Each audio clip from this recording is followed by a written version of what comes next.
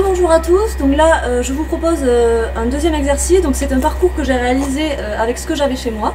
Je vais vous montrer étape par étape à quoi il correspond pour que vous puissiez vous en fabriquer un. Voilà.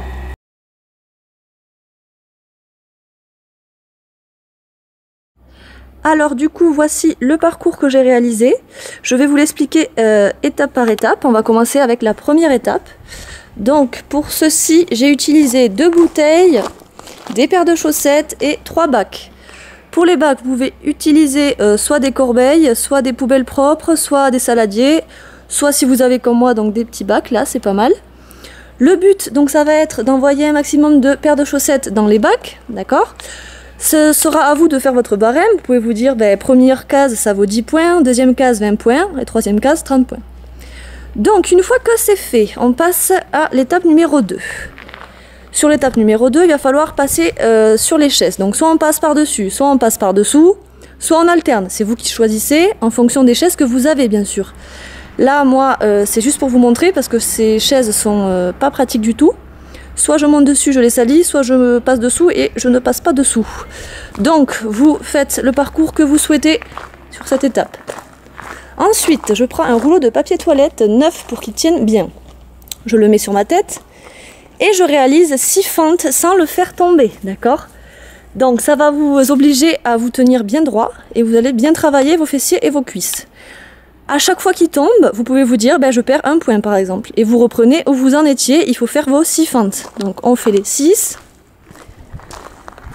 Une fois qu'on arrive, on peut utiliser le papier toilette comme objet rajouté dans sa liste d'objets. Donc vous avez préparé en avance plusieurs objets. Utilisez des objets qui ne sont pas fragiles au cas où s'ils tombent, d'accord? Le but, ça va être de ramasser un maximum d'objets sur vous et de vous déplacer avec sans les faire tomber. Donc moi j'ai pris un coussin, une brosse à cheveux, un fouet, une trousse, un livre, un cahier, une banane, des clés de voiture, une bouteille d'eau, des stylos, des paquets de mouchoirs. C'est vous qui voyez, vous les prenez, vous allez jusqu'à la case que j'ai mis au fond, d'accord? Et soit vous perdez des points à chaque fois que vous faites tomber un objet, soit vous gagnez le nombre de points au regard du nombre d'objets que vous avez réussi à ramener. Donc si vous avez réussi à ramener 10 objets dans la case, vous gagnez 10 points par exemple. C'est vous qui voyez. On arrive sur une nouvelle étape.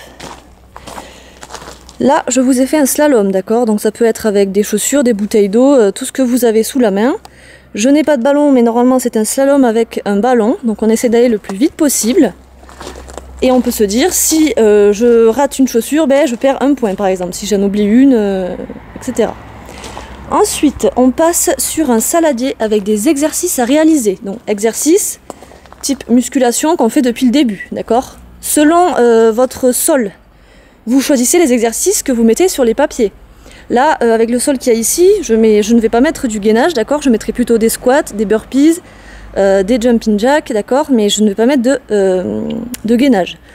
Donc, vous allez piocher. Dedans, il y aura l'exercice à faire et le nombre de répétitions. Vous les réalisez. Une fois que c'est fait, on va essayer de passer à la dernière étape. Donc, dernière étape, c'est si vous avez des boules de pétanque, d'accord, on essaie de faire avec ce qu'on a. Moi, je vous ai fait ça avec des boules de billard parce que je n'ai pas de boules de pétanque. Donc, l'objectif, ça va être de lancer le cochonnet et d'envoyer 3 boules le plus proche du cochonnet, d'accord? Vous pouvez prendre un mètre avec vous et vous dire, si j'arrive à 40 cm de diamètre du cochonnet, je gagne 30 points. Si j'arrive à 60 cm, je gagne 20 points. Et si j'arrive à 80 cm ou plus, je gagne 10 points, d'accord? Ça sera à vous de mesurer quand vous aurez lancé vos 3 boules, d'accord? Voilà.